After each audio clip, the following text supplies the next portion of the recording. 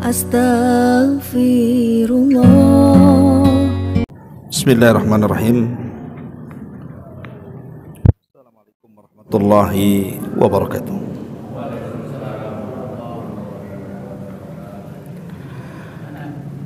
Alhamdulillah wassalatu wassalamu ala Rasulillah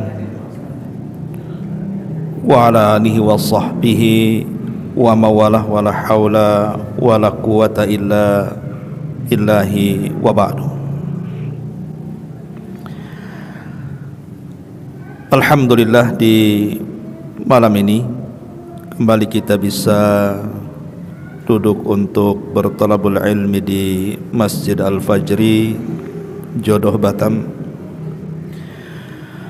Salawat dan juga salam kita haturkan kepada Rasul kita Nabi besar Muhammad sallallahu alaihi wa ala alihi wasallam. Ma'asyiral muslimin wal muslimat rahimani wa rahimakumullah. Pembahasan di malam hari ini masih seputar rumah tangga, dan tema yang kita akan angkat di malam hari ini tentang 11 perkara yang bisa menghilangkan perasaan cinta antara suami ataupun istri. Ini penting bagi yang sudah berkeluarga. Kalau yang belum berkeluarga ya dengar sajalah. Mudah-mudahan jadi bekal. Ya. Kita tahu bahwa yang mendasari tema kita adalah firman Allah Subhanahu wa taala surah Rum ayat 21. Yang sering kita dengar, wa min ayatihi an khalaqalakum min anfusikum azwaja litaskunu ilaiha wa ja'ala bainakum mawaddatan wa rahmah inna fi dzalika la ayatin liqaumin yatafakkarun. Dan di antara tanda-tanda kuasa Allah Subhanahu wa taala adalah Allah menciptakan kalian berpasang-pasangan agar kalian merasa nyaman terhadap pasangannya. Dan Allah jadikan di antara kalian perasaan cinta dan juga rahmat, kasih sayang. Sesungguhnya yang demikian itu terdapat tanda-tanda bagi orang-orang yang mau berfikir. Lihat bahasa Quran. Allah Subhanahu wa taala bukan menyebut satu tanda dari tanda-tanda kuasa Allah dalam pernikahan itu, tetapi Allah sebutkan dengan jama', banyak tanda dari kuasa-kuasa Allah itu dalam pernikahan itu. Ma'asyiral muslimin wal muslimat rahimani wa rahimakumullah. Berarti dari ayat ini dapat kita petik pelajaran, ada 3 poin yang harus ada pada rumah tangga seorang muslim itu. Pertama sakinah, yang kedua mawaddah, dan yang ketiga rahmah. Kalimat sakinah, litaskunu ilaiha. Sakinah ini bisa diambil dari 2 kata, maskan dan sakan. Maskan itu artinya tempat tinggal, dan sakan itu artinya ketenangan. Kalau berumah tangga itu hanya sekedar memerlukan maskan, tempat tinggal saja, ini tidak cukup. Karena betapa banyak orang yang berumah tangga hidup satu atap itu tidak tenang hidupnya, sehingga memerlukan yang keduanya, sakan, ketenangan. Jadi hidup satu atap, memiliki rumah, juga ada ketenangan di dalamnya. baru mantap tuh rumah tangganya. Lah ketenangan itu bisa muncul karena dua perkara. Pertama, mawaddah, timbulnya perasaan cinta. Yang kedua, timbulnya rasa rahmah, kasih sayang. Al-Imam Ibnu Katsir rahimahullahu ta'ala ketika memberikan catatan kepada ayat ini, apa kata beliau?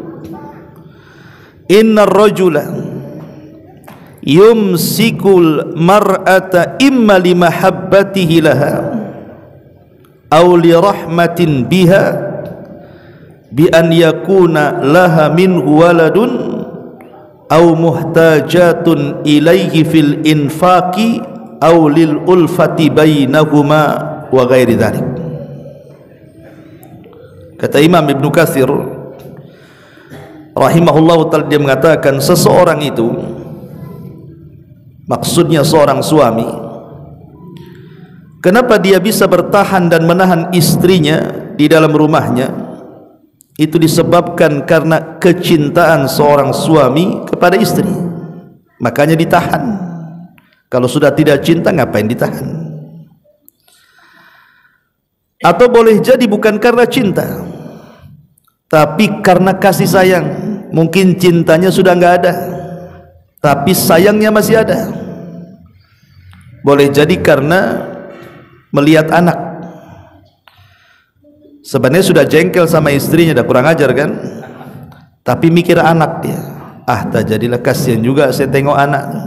Nanti kalau bercerai dia dapat bapak baru, tak sayang pula dengan anak saya, tak jadi cerai akhirnya.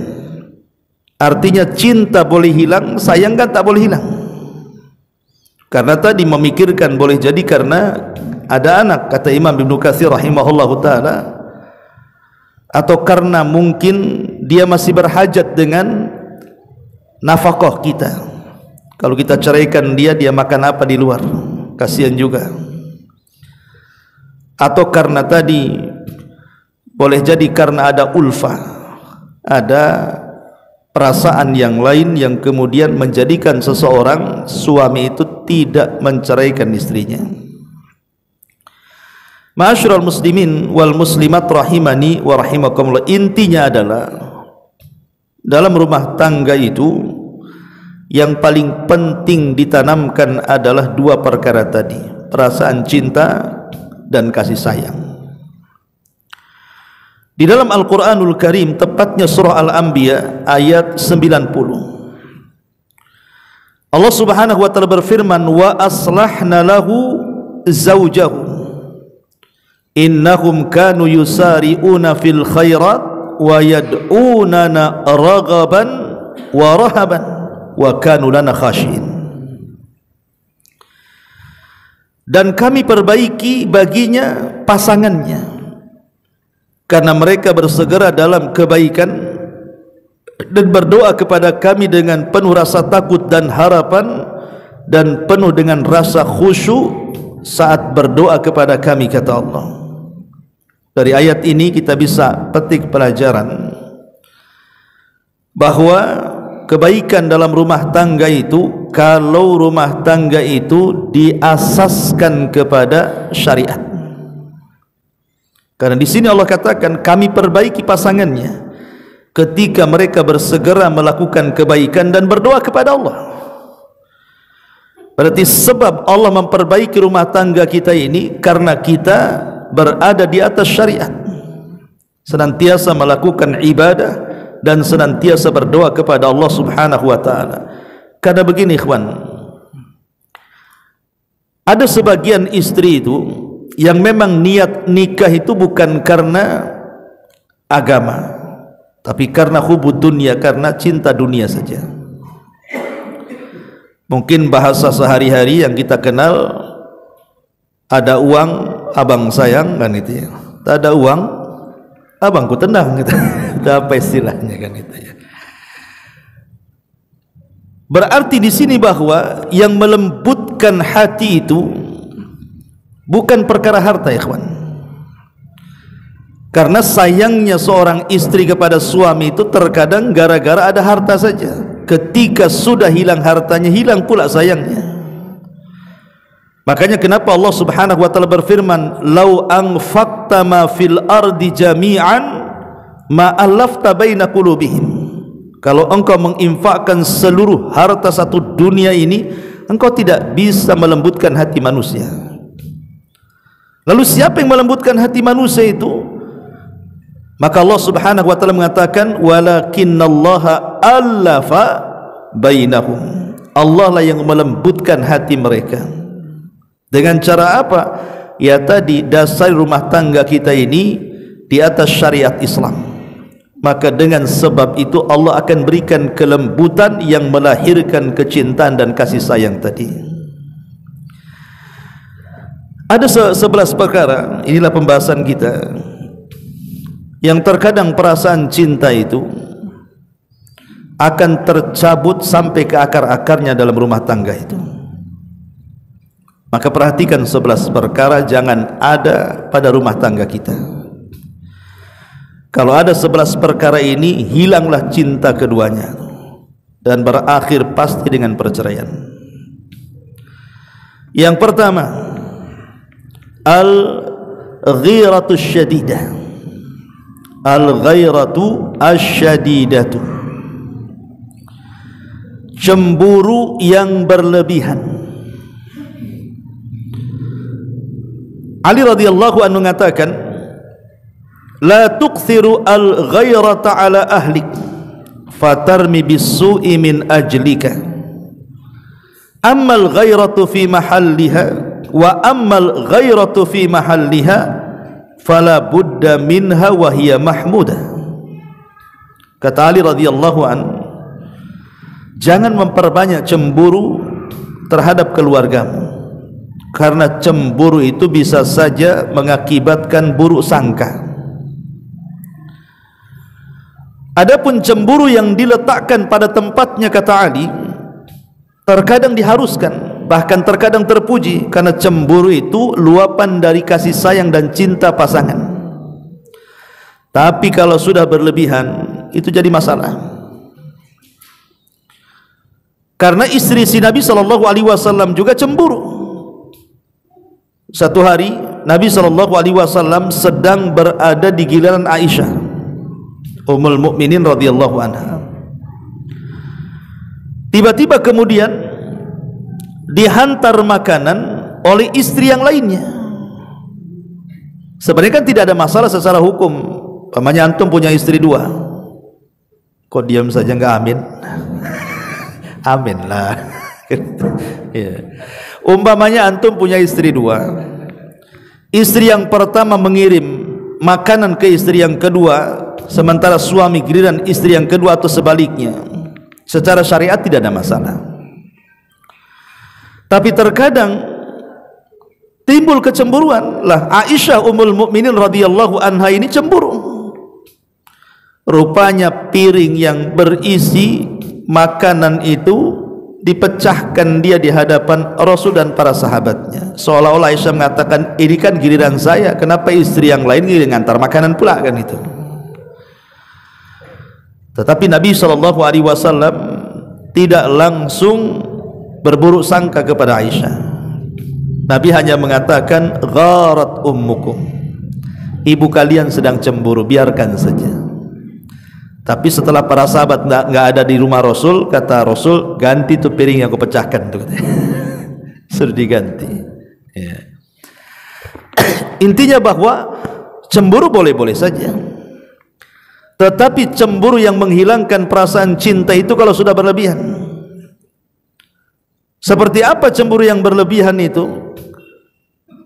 Cemburu yang menjadikan suami tidak tenang, di mana posisi seorang istri itu merangkap sebagai malaikat raqib dan atid. Dia merangkap jadi malaikat raqib atid itu. Antum kemana saja itu dipantau dia, tidak boleh sekejap mata itu berpaling dari dia. Kau di mana? Sedang apa? Sama siapa? Ngapain? Di jalan mana? Gang berapa? RT berapa? Semua ditanya. Ya. Nanti datang juga ditanya juga. Kok ada apa ini? Apa ini? Ya. Lihat dompetnya. Takut habis. Nah ini kan kalau seperti ini hilang perasaan suami kan. Antum kalau dipantau nggak akan lama-lama hilang cinta tuh. Begitu juga istri, kalau antum pantau terus itu kurang lebih saja. Jadi kalau sudah sampai cemburu tingkat tinggi seperti ini, saya yakin cinta yang selama ini dipupuk dalam keluarga itu lama-lama hilang. Bahkan boleh jadi hilang sampai ke akar-akarnya. Ini yang pertama. Yang kedua, kasratul ikhtilafat. Banyak percekcokan, banyak masalah, sedikit-sedikit bertengkar. Sedikit-sedikit bertengkar, bermasalah, masalah-masalah sepele jadi besar. Dan ini sering terjadi, terutama anak-anak muda yang baru menikah biasanya, yang belum bisa mengkontrol dirinya dan juga pasangannya. Itu paling banyak terjadi itu, perselisihan-perselisihan itu. Dan tentu sebab perselisihan kan banyak kan gitu ya. Banyak sekali sebab perselisihan dalam rumah tangga itu. Entah masalah ekonomi, entah masalah kesehatan, entah masalah-masalah di luar sana. Boleh jadi mungkin lisannya tidak dijaga, akhirnya kemudian ngomong tersinggung jadi masalah kan gitu. Jadi ketika kemudian banyak berselisih suami istri itu, yang tadinya cinta, saya yakin lama-lama hilang cintanya tuh. Berselisih dalam rumah tangga itu bukan tidak dibolehkan. Nabi juga pernah berselisih dengan istri-istrinya, tetapi kan perselisihan Nabi jadi syariat. Sebab kalau Nabi tidak berselisih, umatnya berselisih ketika mencari solusi, tak ada pula solusinya kan, karena Rasul tidak pernah berselisih. Tapi ketika Rasul pernah berselisih dengan istrinya kemudian memberikan solusi, lah kita yang berselisih sebagai umatnya bisa melihat solusi yang ditawarkan Nabi. Seperti contohnya, Nabi SAW pernah menceraikan istrinya dan tidak rujuk. Ketika salah satu istrinya mengucapkan kalimat yang tidak pantas di hadapan Rasul dan mengatakan a'udzubillahi mink, katanya, aku berlindung kepada Allah dari kamu, katanya. Harusnya berlindung dari setan kan. Ini dari Rasul berlindung. Rasul marah. Maka Rasul mengatakan, kalau begitu pulanglah ke rumah keluargamu. Ini namanya talak gairu sharih namanya. Dalam dunia talak itu kan ada yang jelas mengucapkan saya talak kamu, itu mau main-main sungguh-sungguh jatuh tuh. Ada yang tidak jelas dengan mengatakan sudah pulang kau keluargamu. Ini kalimat talak tapi tidak jelas, sehingga butuh adanya klarifikasi. Jadi seorang istri harus bertanya, apa maksudnya bang? Ya maksudnya kau pulang aja, nah, gitu. Kalau gitu kan belum cerai itu. Tapi kalau ditanya apa maksudnya? Maksudnya pisahlah, masa tak paham. Itu cerai namanya. Kan udah mengungkapkan maksudnya. Tapi jangan ditanya waktu marah. Kalau ditanya waktu marah pasti cerai itu. Waktu marah-marahnya, bang, kenapa abang nyuruh saya pulang? Ya karena aku nggak suka, aku ceraikan kamu. Itu lagi marah tuh. Tapi kalau sudah reda marahnya, tanyalah, bang, kemarin kok aku disuruh pulang nih, apa maksudnya bang? Oh enggak, biar kau pulang kampung aja. Kan gitu kan. Akhirnya kan tak cerai kan. Nah, gitu maksudnya kan. Kalau cerai gairu sharih ini tidak jelas, maka itu perlu ada pengungkapan. Lalu Nabi SAW pernah menceraikan istrinya dan tidak rujuk dengan Ibnatul Jaun namanya. Tapi Nabi SAW pun pernah mengancam istrinya diceraikan tapi tak jadi. Nah inilah gara-gara berselisih, di mana sebagian istri Nabi SAW itu protes kepada Nabi SAW, minta tambahan belanja. Istri Nabi aja minta tambahan belanja, apalagi istri antum kan itu. Artinya bahwa Nabi akhirnya bermasalah gara-gara ini kan, karena sudah kemampuan Rasul memberikan nafkah kepada mereka. Maka Nabi SAW mengancam akan menceraikan istri-istrinya kalau mereka tetap menuntut itu. Tapi akhirnya istri-istrinya tobat kepada Allah Azza wa Jal. Akhirnya Rasul tidak jadi menceraikan. Atau Rasul betul-betul sudah menceraikan tapi rujuk. Seperti contohnya apa? Rasul pernah menceraikan Hafsah, putri Umar. Tapi setelah diceraikan, datang Jibril dan mengatakan, ya Muhammad, Hafsah itu istrimu di sorga karena dia qawaman sawaman, wanita yang rajin qiyamul lail dan wanita yang rajin puasa sunnah. Akhirnya Rasul rujuk, ya. Lah dari kisah-kisah ini menunjukkan bahwa Nabi SAW kan juga bermasalah dengan istri-istrinya kan, karena memang tidak ada rumah tangga yang sempurna. Kalau ingin rumah tangga sempurna di sorga lah, coba anak-anaknya. Jadi rumah tangga yang sempurna itu di sorga. Kalau di dunia itu ya mesti ada banyak perselisihan. Maksud saya berselisih itu wajar dalam keluarga, tapi yang tidak wajar itu kalau terus berselisih. Perkara-perkara sederhana jadi besar, perkara-perkara enteng jadi berat gitu ya. Jadi kalau semua perkara diperselisihkan, itu masalah. Gara-gara meletakkan meja dan lemari salah aja berselisih. Coba kan, gara-gara warna baju berselisih, gara-gara beda selera makan berselisih. Nah, ini kan kalau semua diperselisihkan kan masalah, ikhwan. Lama-lama hilang cintanya tuh. Ini yang kedua. Yang ketiga, kathratul insyighal, sibuk dengan urusan masing-masing. Istri sibuk dengan urusan dia, suami pula sibuk pula dengan urusannya. Dan kalau sudah seperti ini, lama-lama nggak ada perhatian satu dengan yang lain, hilang tuh cinta tuh. Apalagi sekarang dengan dunia medsos kan, masing-masing pegang handphone. Si istri pegang handphone, si suami juga pegang handphone. Celakanya bukan satu handphone dipegang tuh, ada yang punya 2, 3 handphone kan itu ya. Itu terkadang ini masalah sepele, masalah handphone. Sebenarnya kan handphone itu kan alat komunikasi saja kalau dulu, ya, alat komunikasi, SMS kan. Sekarang kan fungsinya lain, karena sudah ada YouTube, ada Instagram, ada Facebook, ada WeChat, ada TikTok, macam-macam lah kan di handphone tuh. Kita lihat sekarang ini, gara-gara handphone ini hak dan kewajiban seorang istri dan suami itu hilang. Kenapa? Karena sibuk masing-masing kan. Waktunya istri masak umpamanya kan, suami lapar sibuk nengok YouTube, nengok drakor kan itu. Nanti suami juga sama, kurang lebih seperti itu. Ini kalau sibuk, ini satu contoh saja masalah handphone kan, belum masalah yang lainnya. Kalau kemudian kesibukan masing-masing tidak memperhatikan hak dan kewajiban suami istri, saya pastikan hilang tuh cinta tuh. Karena apa? Karena ketika seorang suami berhajat kepada istrinya, istri pula sibuk dengan urusan dia. Ketika istri berhajat kepada suami, terbalik pula, suami sibuk dengan urusan dia kan. Lah ketika hasrat dan kewajibannya tidak saling terpenuhi, hilang tuh cinta tuh. Nah, ini yang ketiga. Kemudian yang keempat, dan ini yang paling besar, al-khianat. Ketika masing-masing suami istri ini berkhianat. Ma'asyiral muslimin wal muslimat rahimani wa rahimakumullah. Di dalam Al-Quran, Allah Subhanahu wa ta'ala pernah mengkisahkan kisah 2 wanita yang jadi percontohan dari wanita-wanita kafir. Disebutkan dalam surah At-Tahrim ayat ke-11, ayat 10 dan ke-11.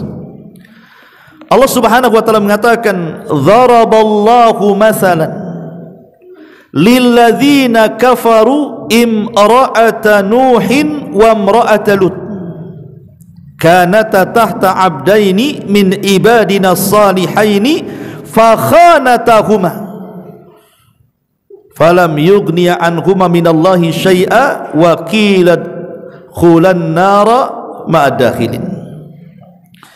Dan Allah Subhanahu wa ta'ala memberikan permisalan tentang 2 wanita.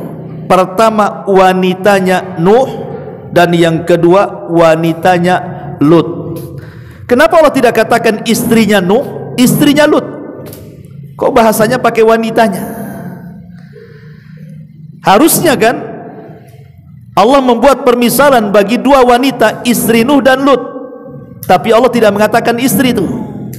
Allah hanya mengatakan wanitanya Nuh dan wanitanya Lut. Kenapa disebut wanitanya Nuh dan Lut, tidak dikatakan istrinya Nuh dan Lut? Karena keduanya tidak layak menjadi istri seorang nabi. Maka itu disebut istri dalam Quran, ya. Padahal Allah mengatakan keduanya di bawah asuhan hamba kami yang saleh, Nuh dan Lut. Tetapi keduanya tidak bermanfaat bagi kedua istrinya, dan Allah katakan masuklah kalian berdua ke dalam neraka bersama orang-orang yang masuk ke neraka, kata Allah. Kenapa kemudian Allah Subhanahu wa taala memasukkan dua istri Nabi ini ke dalam neraka? Coba, ini istri Nabi loh. Nuh dan Lut itu kan istri Nabi. Alasannya karena dua-duanya berkhianat. Tetapi antum jangan salah paham, maksudnya khianatnya istri Nabi bukan selingkuh berzina, tidak. Bukan itu. Jadi khianatnya istri seorang Nabi tidak mungkin sampai berselingkuh atau berzina. Maksudnya kata para ulama, adapun istrinya Nuh berkhianat kepada Nuh karena dialah orang yang pertama mengingkari syariat Nuh. Jadi sebelum mengatakan umatnya gila kepada Nuh, istrinya dulu yang mengatakan gila suaminya. Adapun istrinya Lut itu karena sekongkol dengan preman pasar. Jadi kalau ada tamu laki-laki datang kepada rumahnya Lut, nanti cemburu istrinya, jangan-jangan suami saya homo juga. Akhirnya kemudian istrinya Lut membakar kayu, kemudian asapnya mengepul ke langit, tanda bahwa di rumahnya ada tamu laki-laki. Maka preman laki-laki pasar itu datang mendobrak, menculik tamunya, kemudian memperkosa. Laki-laki suka jantan, ya.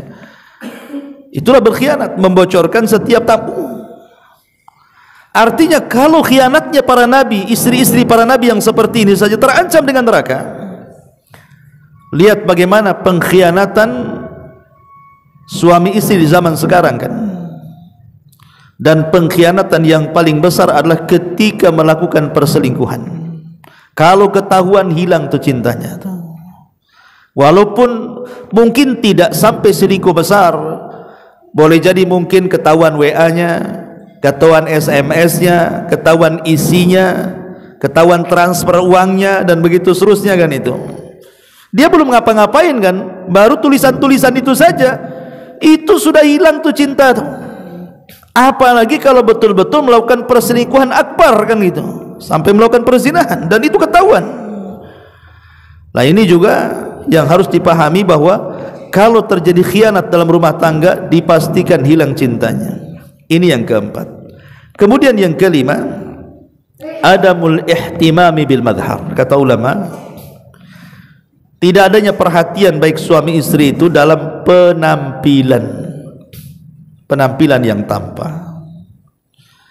Ikhwan, sebagaimana kita juga menuntut para istri kita ini cantik di depan kita, antum juga harus tampan di depan istri antum. Terkadang kita banyak menuntut sama istri itu, harus tampil cantik, tampil bagus, tapi kita sendiri tidak tampil seperti itu. Itu dalam bahasa hadis itu namanya waman an wahad, namanya pandai menuntut tapi tidak pandai memberi. Tidak demikian kan itu. Makanya ketika kemudian kedua belah pihak ini tidak peduli dengan penampilan, lama-lama hilang tuh. Contoh umpamanya seorang istri yang tidak bisa menjaga badannya. Waktu gadisnya, wow, udah kayak model Korea. Nanti kalau sudah punya anak 2-3 nggak peduli itu. Ya, udah jadi model tong-tong itu. Jadi drum, jadi apa kan gitu kan. Nggak jaga badan dia. Akhirnya disangkanya kalau sudah punya anak, suami kan sudah ada centelan, ada anak, nggak mungkin macam-macam. Kata siapa? Justru ketika suami makin tua itu datang puber kedua tuh, makin lagi dia tua-tua keladi itu. Makin tua jadi dia kan gitu ya. Jadi makanya penting, apalagi mungkin suami-suami yang bekerja di luar, yang hari-hari mungkin memandang perempuan di luar sana, kan istri harus pandai kemudian menjaga dan merawat badannya, baik pakaiannya, Ya, itu harus dirawat. Karena ini bagian daripada ibadah masalahnya. Lah kenapa suami saya tertarik dengan dia? Dulu suami saya tertarik dengan saya. Boleh itu introspeksi. Ya. Begitu juga seorang istri. Ada juga seorang istri itu curhat sama saya, Ustaz, aduh suami saya itu kayaknya pakaian banyak di lemari. Tapi yang dipakai itu saja. Ya pakaian kerja itu, pakaian tidur itu, pakaian main itu, semua pakai itu. Kayaknya nggak mau ganti-ganti, nggak pernah mandi, nggak pernah wangi, nggak pernah cukur, nggak pernah ini. Lama-lama muak sih sama dia. Dia sampai bilang muak sama dia gitu. Subhanallah kan. Makanya ini juga yang kelima, ya, kalau sudah tidak perhatian dengan penampilan ini bisa menghilangkan perasaan cinta dalam keluarga. Kemudian yang keenam, adamu raghabatil jimaiyati, hilang perasaan untuk melakukan hubungan suami istri. Tentu banyak faktor kan. Tetapi kalau ini terjadi, berarti hilang dia perasaan cintanya. Sebab kalau cinta seorang suami kepada istri atau sebaliknya, pasti ingin melakukan hubungan suami istri. Namanya cinta. Ya. Karena tujuan pernikahan itu yang paling besar. Apalagi coba, tujuan nikah itu supaya kita tidak berzina, supaya kita bisa menundukkan pandangan. Tetapi orang yang hilang cintanya biasanya hilang juga perasaan untuk menggauli pasangannya itu. Entah karena kesibukan dia, entah karena alasan lain gitu. Contoh umpamanya seorang suami meminta jatahlah kepada istrinya dan mengatakan, "Dek, malam Jumat." Kan itu. Malam Jumat kan, dia ngomong malam Jumat. Iya memang sunnah malam Jumat, ya. Tetapi kemudian istrinya itu dengan berbagai macam alasan seolah-olah tidak mau menerima ajakannya. Marahlah suaminya. Maka Nabi SAW mengatakan, "Idza da'a ar-rajulu imra'atahu ila firashihi fa'abat la'anathal malaikatu hatta tusbiha." Apabila seorang suami mengajak istrinya untuk melakukan hubungan, tiba-tiba ditolaknya, marah suami, maka malaikat akan melaknat sang istri sampai subuh. Dan antum sebagai laki-laki kalau selalu ditolak, pasti antum hilang harga dirinya kan. Lama-lama apa ini aku seorang suami ini. Bahkan banyak kejadian ada seorang istri yang minta jatah, seorang suami minta jatah kepada istri, ditolaknya, dibantai istrinya. Saya lihat baru di YouTube tuh, ya, diambil pisau ditusuk istrinya. Ketika diinterogasi polisi, gara-gara apa? Ya tadi tidak dapat jatah dari istrinya. Saya bayangkan bisa saya dibunuh coba. Itu kan sudah hilang perasaan cintanya. Ya. Artinya bahwa di sini jangan sampai kemudian kalau sudah mulai hilang perasaan untuk menggauli sesama suami istri ini ada masalah dalam keluarga. Pasti ada masalah. Banyak istri-istri juga yang curhat juga. Banyak para suami itu sudah nggak peduli dengan dia. Entah ada orang ketiga, keempat, kelima di luar sana, saya tidak tahu. Tetapi yang jelas bahwa penyebab terbesar hilang perasaan cinta ini karena tidak ada hubungan lagi dalam keluarga dalam hal raghabatul jimaiyati, artinya kebutuhan seksual. Ini yang keenam. Kemudian yang ketujuh, al-kadzib, dusta. Dusta ini paling tidak disukai baik suami ataupun istri. Maksud dusta di sini maksudnya dusta yang besar. Kalau dusta-dusta kecil saja terkadang disyariatkan di dalam Islam dalam hubungan keluarga. Sebab kalau tidak berdusta tidak asik rumah tangga tuh. Contoh istri masak tak enak dibilang enak, kan asik tuh. Enak bang, rasa Padang katanya. Padahal rasa tidak jelas, belakang Padang. Jadi umpamanya istri berpenampilan pakai pakaian norak kan itu kan, tapi kita katakan Masya Allah, tidak ada orang paling cantik di rumah ini kecuali engkau. Iya di rumah itu aja. Maksudnya kan kita ini berdusta, tapi kan dustanya kan dibolehkan di situ. Boleh berdusta dalam keluarga itu kalau itu untuk menjalin hubungan erat rumah tangga, ya. Tapi yang dimaksud dusta yang menghilangkan cinta ini adalah dusta besar. Terkadang seorang istri berdusta, menjadikan suaminya bertengkar dengan orang, atau bertengkar dengan keluarganya, atau sebaliknya. Bang, itu suami sebelah itu suaminya si Ano tuh. Kenapa? Kalau saya pulang dari pasar itu matanya jelalatan nengok aku aja, katanya. Ya pertama, ya makanya jangan lewat situ, kita katakan gitu kan. Besok ngomong gitu lagi, besok ngomong gitu lagi, marahlah kita. Bisa saja kita labrak orang itu. Kau apakan istri saya, kan begitu. Padahal sebenarnya istri ini berdusta, akhirnya kan bercekcok dengan tetangga kan. Atau mungkin membicarakan keluarganya, akhirnya kemudian suaminya tersulut emosi, marah sama keluarganya gara-gara dustanya istri kan. Atau mungkin sebaliknya. Maka kalau dusta terus dikembangkan dalam rumah tangga itu, lama-lama hilang tuh cinta tuh.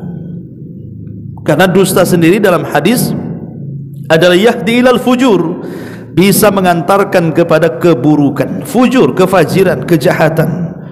Dan fujur itu bisa mengantarkan ke neraka. Ini yang ketujuh. Yang kedelapan, kathratul intiqadi wasyaqwa, banyak kritikan dan banyak keluhan.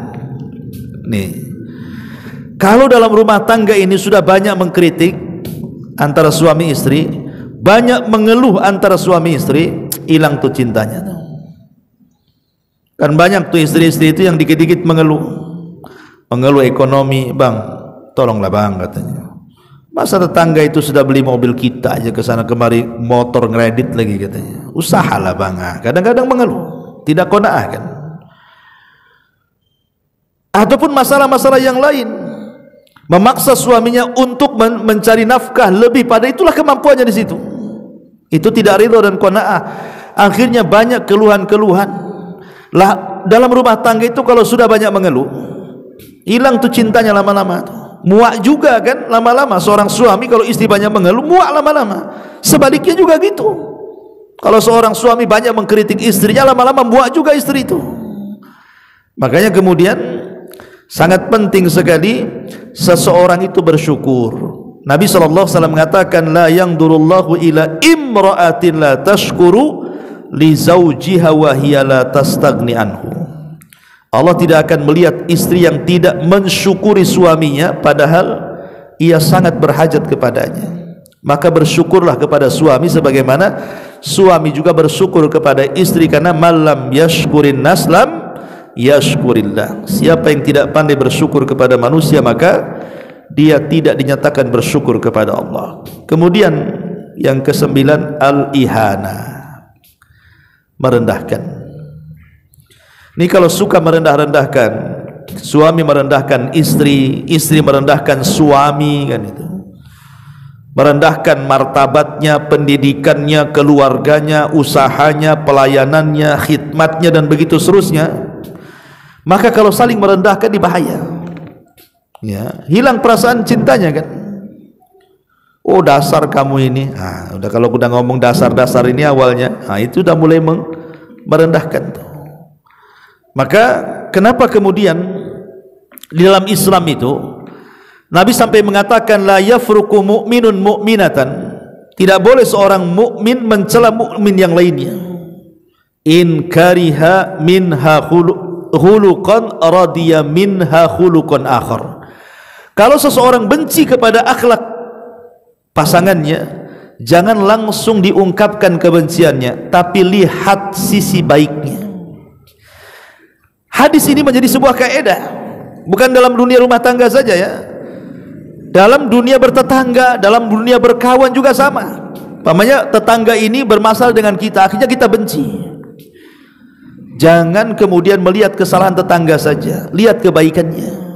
Lebih banyak mana tetangga berbaik sama kita, atau lebih banyak mana kejahatan tetangga dengan kita. Kalau masih lebih banyak baiknya, berhusnudzonlah kepada tetangga.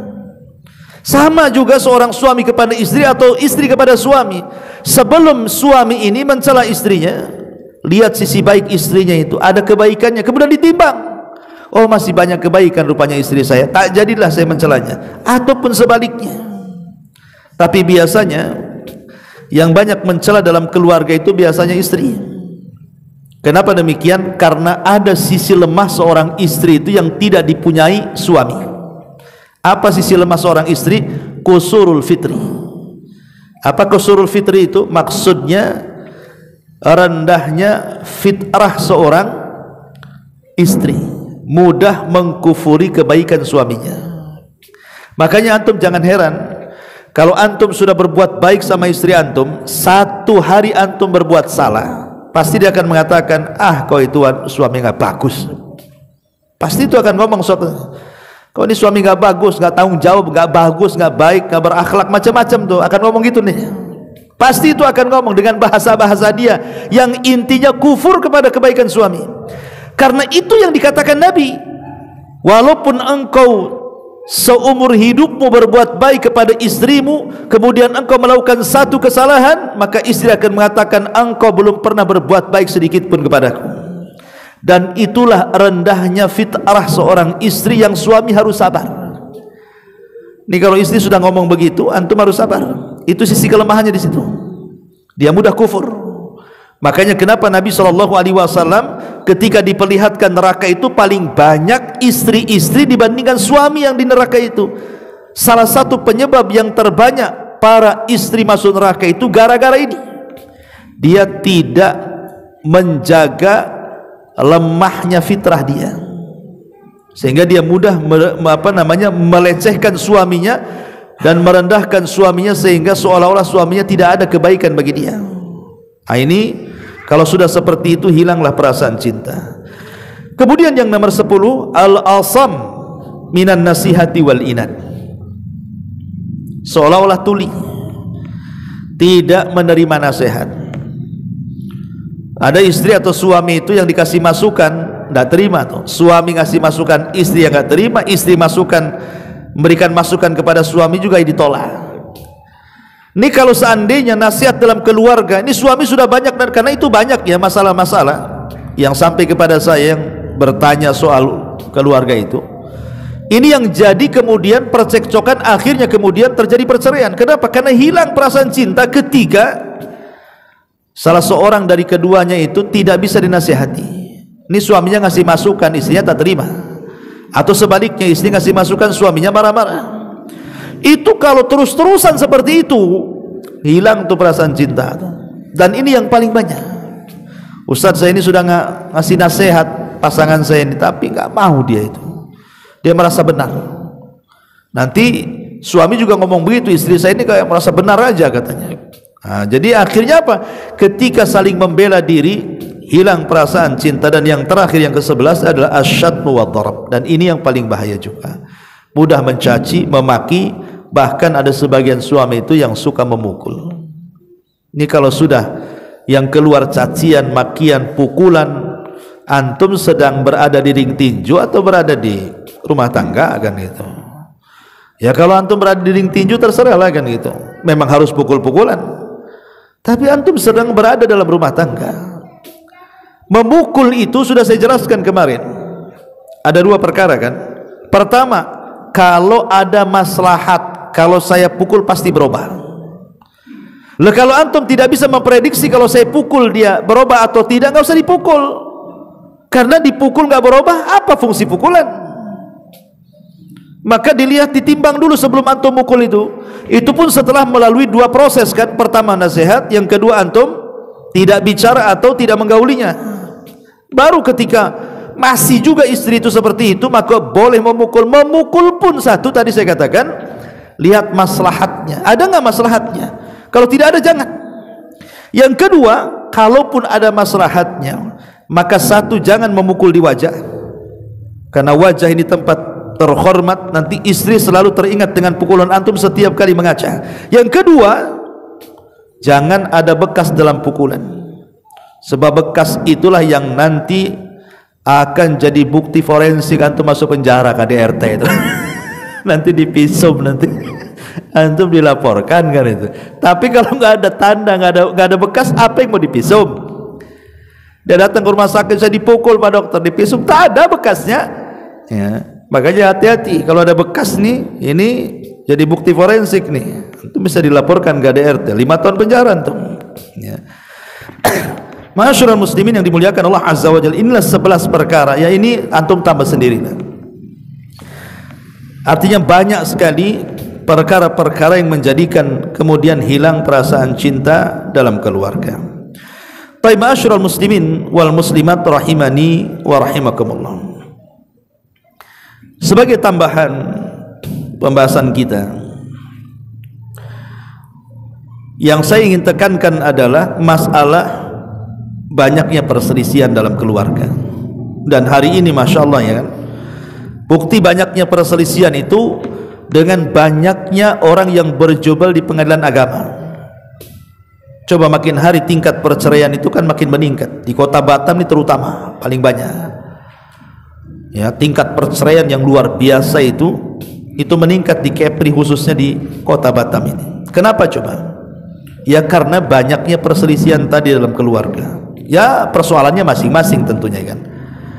Tetapi saya ingin mengulas kembali apa yang sudah saya jelaskan dulu, bahwa seseorang ketika berumah tangga itu saya yakin tidak mungkin, tidak pasti terjerumus kepada perselisihan. Tidak mungkin. Makanya sering saya istilahkan, rumah tangga yang tidak ada perselisihan itu hanya ada di sinetron Korea atau di sorga. Kalau bukan sinetron pasti ada berselisih. Kalau settingan dialah buat sinetron, tidak ada perselisihan dari awal main film sampai terakhir. Nah, itu ada di sinetron saja ya, ada di film saja kan. Tapi dalam dunia nyata tidak mungkin, pasti ada berselisih. Tetapi bagaimanapun setiap perselisihan itu pasti ada solusi kan. Lah inilah solusi yang kita akan tawarkan. Macam mana caranya ketika seseorang itu melakukan atau terjerumus kepada perselisihan suami istri, jangan sampai kemudian perselisihan ini mengakibatkan retaknya rumah tangga. Pertama, hindarkan fikratut tolak. Jangan sampai di benak antum ketika ada masalah dengan pasangan antum itu terbentik dalam pikiran antum menceraikan pasangan antum. Ataupun sebaliknya, istri terbentik dalam otaknya ingin khulu, menggugat cerai. Sebab kalau itu yang tergambar dalam otak kita, berarti kita tidak menghendaki islah kebaikan. Kalau sudah ada pikiran ingin menceraikan, baik dari pihak suami atau istri, berarti kan tidak ada keinginan untuk bersama, maunya berpisah, ya kan? Ini kalau sudah ada pemikiran seperti ini, bahaya. Ini mukadimahnya di sini masalahnya. Yang kedua, ya, jangan sampai kemudian seseorang itu kalau sedang berselisih, ya tadi saya contohkan tadi, kepikiran untuk zalim, fikratul zulmi. Jangan ada kepikiran menzalimi pasangan,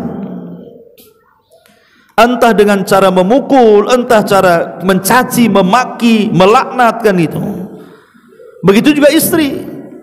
Sebab kalau sudah bermasalah dengan suami itu kadang-kadang istri lebih kejam loh ucapannya daripada suami. Lebih kejam istri itu kalau udah ngomong, jangan salah. Dia lebih tajam daripada silet cutter, ikhwan. Kalau udah ngomong pokok itu, ya, binatang di Batam saja terbatas. Binatang yang keluar dari mulut istri tidak terbatas. Semua keluar kan. Itu mulai dari alam nyata sampai alam gaib itu keluar tuh. Nah, ini kan masalah tuh, kalau sudah ada kepikiran zalim, lagi bertengkar ini nggak akan menyelesaikan masalah. Ya, baik zalim dengan ucapan, dengan cacian, makian, laknatan, atau zalim dengan cara fisik, pukulan, tendangan dan yang semacamnya, atau mengancam tidak akan ngasih nafkah lagi dan begitu seterusnya. Nah, ini kalau sudah ada pikiran seperti itu, nggak akan selesai urusan itu. Saya yakin nggak mungkin selesai itu masalahnya kalau sudah ada kepikiran zalim tuh. Ini yang kedua. Yang ketiga, jangan suka membawa-bawa lembaran lama. Ini terkadang kalau suami istri bertengkar ini, terutama istri, terkadang memorinya lebih kuat kan dibandingkan antum laki-laki kan. Terkadang lembaran-lembaran yang 10 tahun mulai antum akan nikah sampai terakhir antum bermasalah, bisa ingat dia tanggal, waktu, jamnya, tempatnya, lahirnya di mana, tahu dia. Dia bisa tuh. Ini kayak riset di toko itu, kalau antum beli itu keluar semua risit. Bisa loh dia sebutkan, rupanya dia catat di memori dia. Ada memorinya, buku catatannya. Jadi jangan pernah karena membuka lembaran baru itu menyakitkan, baik menyakitkan kepada yang membuka lembarannya atau kepada yang mendengarnya. Kalau kita bermasalah satu masalah, udah itu aja, selesaikan masalah yang sedang berlaku itu. Tidak perlu masalah yang lalu-lalu itu dikemukakan lagi ya. Karena kalau seandainya dibongkar lagi lembaran lama itu sangat menyakitkan, baik yang membongkarnya atau yang mendengarkannya.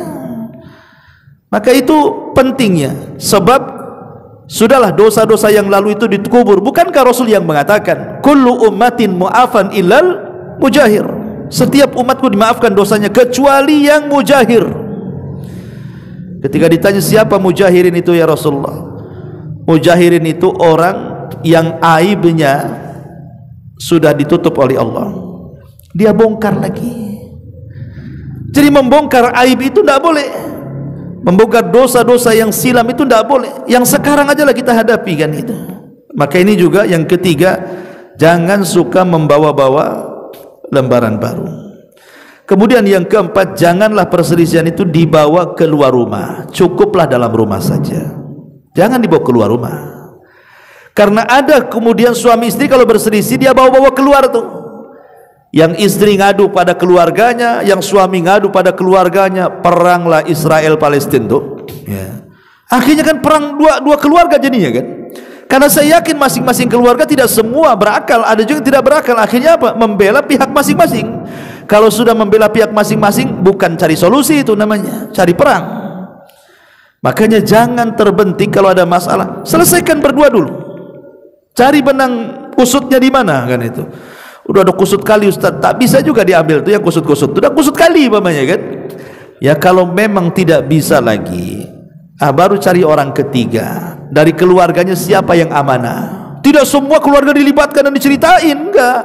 Oh mamanya dalam keluarga saya itu yang paling amanah paman saya. Ini kalau bapak saya tidak bisa nih. Ataupun nanti yang suaminya, ya ini paling amanah di keluarga saya ini kayaknya saudara saya karena dia tahu agama. Kalau orang tua saya tidak bisa ini. Cari yang amanah, ketemukan kan itu. Makanya Allah mengatakan fab'atsu hakaman min ahlihi wa hakaman min ahliya, utus dari dua belah pihak supaya damai. Tapi kalau kemudian dibawa keluar, bahkan diceritakan ke kawan kantornya, ke kawan kerjanya, ke kawan mainnya, itu tidak mencari solusi, tetap akan terjadi perselisihan. Maka jangan mengeluarkan perselisihan rumah tangga keluar rumah. Atau yang kelima, jangan suka mendoakan yang buruk saat berselisih. Mati aja kau bang katanya. Wow, langsung main mati ya. Nanti istrinya juga ngutuk istrinya. Mudah-mudahan habis ku cerai, gak laku kau nanti. Jadi masing-masing melaknat, masing-masing mendoakan buruk, itu tidak boleh ya. Bagaimanapun Nabi yang mengatakan la tad'u ala anfusikum wa la tad'u ala auladikum wa la tad'u ala amwalikum la tuwafiqu minallahi sa'atan yus'alu fiha ata'an fayastajibu lakum. Rasul mengatakan jangan kalian berdoa buruk atas diri kalian, jangan berdoa buruk atas anak-anak kalian, atas pasangan-pasangan kalian, atas harta benda kalian.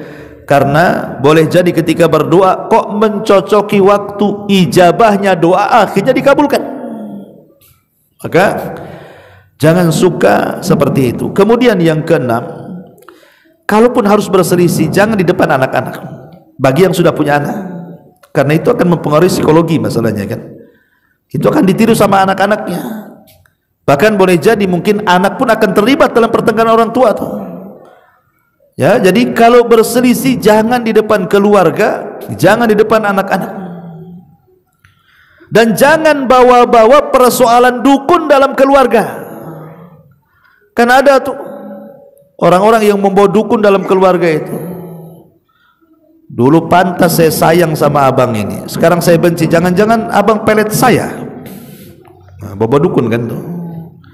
Kan kadang seperti itu. Ini 5 tahun saya kena pelet nih suami saya kena. Setelah 5 tahun baru saya tahu saya benci sama suami, berat itu sudah hilang tuh sihirnya katanya. Udah punya rumah, punya anak, bilang disihir pula. Ya. Atau betul-betul bukan bawa-bawa dukun ke rumah, datang pula dia ke dukun. Nah, ini kan masalah. Ya, jadi kalau bisa itu jauhi, ataupun saat bertengkar itu jauhi kemaksiatan. Karena kebanyakan orang-orang yang kurang iman, kurang takwa, kalau ada masalah dengan keluarga, pasti dia larinya apa? Maksiat. Bermaksiat kepada Allah Azza wa Jalla. Ini tidak akan menyelesaikan masalah. Ya, bahkan semua perkara-perkara ini boleh jadi bisa menghilangkan bukan hanya perasaan cinta, tapi juga perasaan kasih sayang. Makanya ulama mengatakan bahwa terbentuknya kasih sayang dan cinta dalam keluarga itu sebenarnya kuncinya cuma satu: memberikan hak masing-masing. Suami tahu siapa dia, apa yang harus dipenuhi untuk istrinya. Istri juga tahu siapa dia, apa yang harus dipenuhi untuk suaminya. Kalau masing-masing suami istri ini tahu hak-haknya masing-masing, insya Allah rumah tangga itu akan berjalan itu. Tapi kalau masing-masing mengabaikan haknya, saya yakin itu kandas di tengah jalan tuh. Lalu apa saja hak-haknya? Ya, dengan singkat saja ya. Satu, ini kita bicara soal suami dulu ya. Pertama, baik yang mungkin dianggap remeh ataupun yang sangat beratnya. Mungkin dianggap ringan, seperti seorang suami susah untuk senyum dan bercanda kepada pasangannya. Kan ada tuh suami itu kalau di luar rumah dia bisa tertawa dengan kawan-kawannya. Ya, sampai ke rumah hilang tuh tertawanya, senyumnya pun hilang. Tak ada senyum untuk istrinya. Tapi sama kawan-kawannya dia bisa bukan hanya senyum, tertawa. 1 kilo suara, 1 kilo suara. Nah, ini masalah kan. Yang kedua, duduk bersama pasangannya. Ya, harus banyak duduk dengan istrinya. Antum bisa duduk di warung kopi dengan kawan-kawan berjam-jam. Ya, sudah habis mungkin 5 gayung tuh kopi itu. Gak pergi-pergi juga antum di situ. Tapi sama keluarga kadang-kadang duduk sebentar. Ya, ini juga masalah. Kemudian juga an yusallim idza dakhal. Biasakan mengucapkan salam kalau masuk rumah. Kan itu keberkahan. Ya. Kemudian juga hormati suami dan keluarga. Hormati istri dan keluarganya. An yahtarima ahlaha, an yahtarimaha wa ahlaha. Hormati dia dan hormati keluarganya. Terutama pengantin baru. Dia hanya peduli sama istrinya, tidak peduli sama keluarganya. Hormati. Kemudian an yar'aha idza marid. Kalau bisa ya istri sedang sakit ya jaga. Karena Utsman bin Affan pun menjaga istrinya ketika Rasul perang Badar kan. Kenapa Utsman tidak ikut terlibat dalam perang Badar? Karena Rasul yang merintahkan dia jaga istrinya ketika sakit. Maka kalau istri sakit ya jaga, minimalnya belikan obat ya, atau antar ke rumah sakit dan begitu seterusnya. Kemudian an yusaidaha idza thaqula ilaiha. Bantu kalau memang dalam perkara-perkara yang tidak bisa dia lakukan. Rumah bocor, jangan pula istri suruh nambal rumah. Naik kau ke atas tuh, seng bocor tuh, pasang spandek sana. Itu bukan tugas istri antum.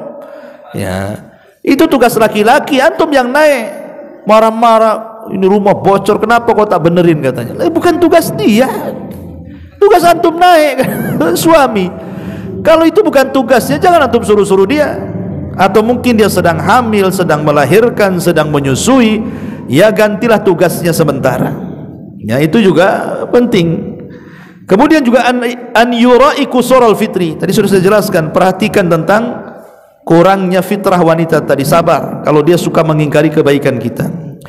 Kemudian juga an yahfadha wa yush'ira ilaiha bil amni waraha. Berikan keamanan, berikan ketenangan, jangan suka ngancam-ngancam. Ya. Kemudian an yamna'ah idza waqa'ati bil ma'asi. Cegah kalau istri itu bermaksiat. Dia gibah dengan tetangganya, jangan lagi pergi ke situlah. Kok masih bergibah aja di situ. Antum larang dia. Karena itu maksiat besar, dosa besar kan gitu. Jangan antum tanya pula, tadi dari tetangga ngomong apa kamu di sana? Coba ceritakan. Ada yang baru nggak? Nah, ini kan masalah. Ada yang update nggak? Lah ini kan masalah ya kawan. Bukannya dicegah malah antum interogasi. Mau antum mau dengar pula gibah dia. Nah, kemudian la yamna'uha idza aradat an tadhhaba ila ini. Jangan larang kalau istri kita mau berkunjung kepada keluarganya. Kalau bisa ongkosi antar. Emang kita aja yang punya keluarga, dia juga punya keluarga. Terkadang rindu dengan emaknya, dengan bapaknya, dengan saudaranya, ingin pulang kampung. Ongkosi, ya, biar dia senang. Terkadang mungkin sudah bosan lihat antum, nah, biarkan dia pulang dulu kan. Nanti pulang balik kan segar lagi. Ya. Kemudian an yahfadha haibataha, jaga karismatiknya. Jangan menghina istri kita depan orang. Itu sama saja dengan meruntuhkan karismanya. Ya. Kemudian an yu'allima dinaha, ajarkan agamanya. Tapi ada, masya Allah, suami yang bersyukur ya. Dalam agama terkadang ada istrinya lebih cerdas, lebih alimah, lebih pintar agama dibandingkan suaminya. Antum kalau punya istri yang kayak begini bersyukur. Tapi kalau antum lebih pandai, ajarkan istri antum agama yang benar. Kemudian juga an yunfiqa 'alaiha, ya, berikan nafkah seperti yang sudah saya jelaskan, 6 nafkah kemarin yang wajib bagi suami. Kemudian an ya'muru bis salati aw ta'lim, perintahkan mereka salat, ajarkan agama. Perintahkan mereka. Dan itu kan ada kajian tuh, datanglah ke pengajian sana. Supaya kalau kita tidak bisa mengajarkan agama, antar ke pengajian. Sudah antum tidak diajarkan agama, tidak datang ke pengajian, ya bodoh teruslah istri antum jadinya kan. Nah, ini kan masalah.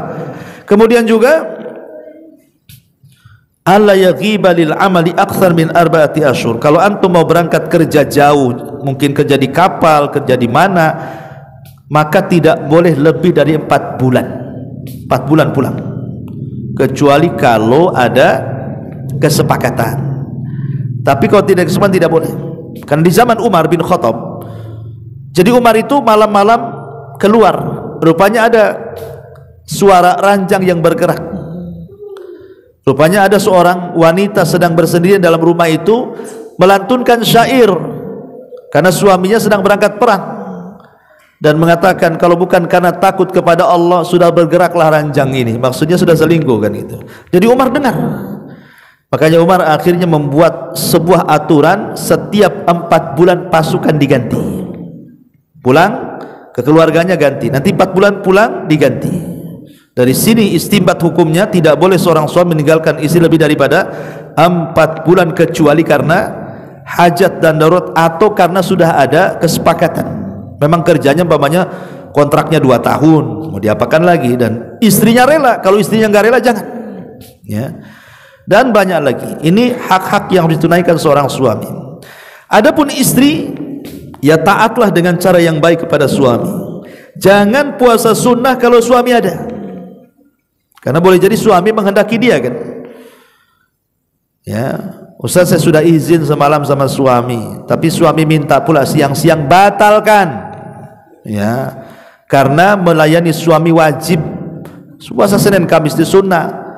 Kan logikanya nggak masuk, ini yang wajib, ini yang sunnah. Kok masih ngengkel aja puasa? Tunggu maghrib lah bang. Aku ini mau sekarang kan itu. Nanti hilang hasratnya, sampai maghrib dah dongkol suaminya kan. Lah ini kan yang seperti itu dipaham. Jangan puasa sunnah kalau suami hadir. Ya, jangan maksa-maksa. Izinkanlah suaminya ada. Yang wajib lah ini suami, bukan puasa. Kecuali kalau qadha Ramadan. Ya, atau di bulan Ramadan itu kan wajib kan, lain. Kalau puasa sunnah ya tidak usah puasa sunnah kalau suaminya ada. Dan tidak boleh keluar kecuali dengan izinnya. Suami datang, mana istri saya, rupanya tak ada, bisa marah tuh ya. Dan jangan memasukkan orang yang suami tidak suka, entah keluarganya entah kawannya. Kalau suami nggak suka jangan masukkan orang, baik laki-laki atau perempuan. Kemudian juga jangan membazirkan harta yang diberikan kepada suami. Jangan, karena ada seorang istri itu kan di zaman sekarang itu asal COD aja. COD, suami stres. Lah kemarin uang kemana? Itu bang tuh tengok tuh kotak-kotak tuh. Stres, jangan tabdzir. Tabdzir itu dalam bahasa harta itu ada 2, ada namanya israf, ada namanya tabdzir. Kalau israf itu membelanjakan harta berlebihan dari kebutuhannya. Kalau tabdzir membelanjakan harta kepada kemaksiatan kepada Allah. Itu bedanya di situ, israf dengan tabdzir. Dan dua-duanya tidak boleh. Ya kan? Pamannya istri masak banyak-banyak. Orang hidup berdua, bertiga dengan anaknya, sekali masak untuk satu kampung, siapa yang makan? Akhirnya dilempar ke tong sampah. Itu namanya apa? Israf. Ya, bukan tabdzir, israf namanya. Karena halal kan dia, memasakkan halal, tetapi berlebihan akhirnya dibuang, itu israf. Kalau tabdzir, ya tadi umpamanya seseorang ini berjudi dengan hartanya, membeli khamar dengan hartanya, membeli narkoba dengan hartanya, itu namanya tabdzir. Karena sarful mal, menghamburkan harta ila ghairi ma yambagi, bukan yang sepatutnya dikeluarkan untuk itu, ya. Kemudian juga di antara kewajiban istri kepada suami, ya hormati suami, hormati juga keluarganya. Jangan menolak kalau suami ngajak berhubungan. Kemudian baik-baiklah apabila suami itu datang, entah dari pekerjaan, entah dari mana. Jadi perbaiki cara istiqbal. Istiqbal itu penyambutan dalam rumah tangga. Penyambutan, disambutlah suami itu. Kadang suami datang entah dari mana, istrinya tidur-tiduran, enggak jelas. Sibuk dengan handphonenya. Suami datang dia sibuk dengan handphonenya. Itu kan kurang ajar tuh istri yang kayak gitu tuh. Maka kasih sambutan terbaik kalau suami datang. Termasuk juga jaga kehormatannya, baik ketika hadir ataupun tidak. Termasuk juga menjaga anak-anaknya, kemudian mencari keridhoannya apabila dia sedang marah. Termasuk juga jaga perasaannya, dan begitu seterusnya banyak sekali dari hak dan kewajiban. Intinya kalau hak dan kewajiban masing-masing terpenuhi, insyaallah yang namanya sakinah, mawaddah, warahmah itu pasti akan menjadi tanda-tanda kuasa Allah dalam rumah tangga kita. Wallahu a'lam bishawab. Subhanakallahumma bihamdika asyhadu an la ilaha illa anta astaghfiruka wa atubu ilaik. Allahu taala alam. Assalamualaikum warahmatullahi wabarakatuh.